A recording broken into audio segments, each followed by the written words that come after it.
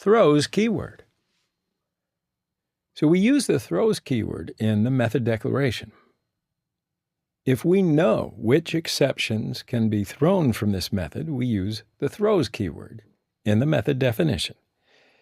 If you are using a risky piece of code without implementing the try-catch, well, you declare that it throws an exception. So the caller method might handle these exceptions with the try-catch block. But if we call this method from the main class, we can handle these exceptions there. So in our example, we have the void divide method that has no parameters. We throw two exception classes. The first one is number format exception, and the second one is the arithmetic exception. The first, parse int, is the method that throws the number format exception because 8b is not a number format. In the division operation, if the first number is in a number format and the divider is equal to 0, it throws the arithmetic exception. So let's see what that looks like with an example of the throws keyword. So in the exception handling project, right-click on the exception package and select New Class. Specify the class name as throws exception, and then select the checkbox for the main method. Now, outside the main method, let's declare a static void method, divide, that has no parameters. So this method throws the number format exception and the arithmetic exception followed by and separated by a comma.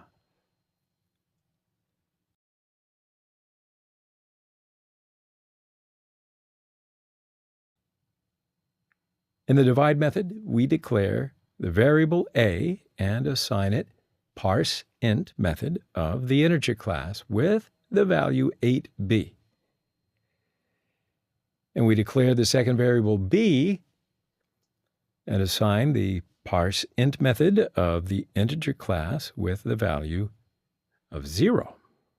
Now, the parse int method is used for parsing a string argument into an integer object.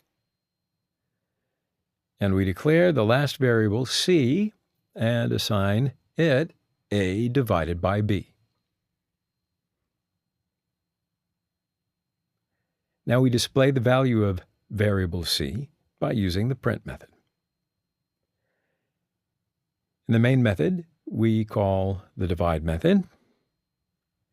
Now we need to handle these two exceptions that the divide method throws. So let's enclose the code that may throw an exception with a try-catch block. We use the try keyword above the divide method in the main method. And in the first catch block, we handle the number format exception. In this catch block, we'll display the invalid number format message by using the print method. And in the second catch block, we'll handle the arithmetic exception.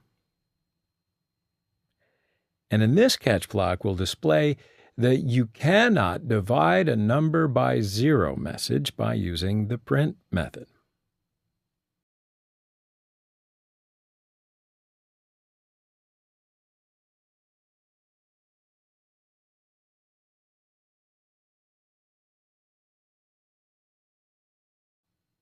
Okay, that looks just about right. So let's run the code.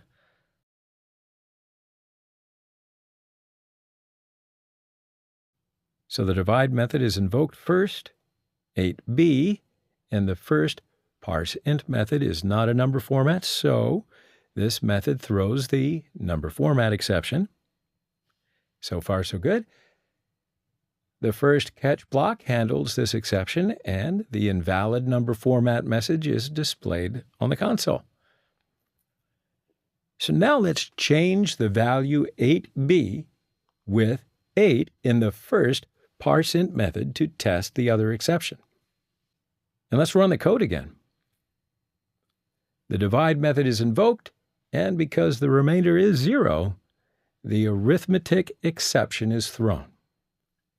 The second catch block handles this exception, and you see it as well as I do, right? You cannot divide number by 0 is our message displayed in the console.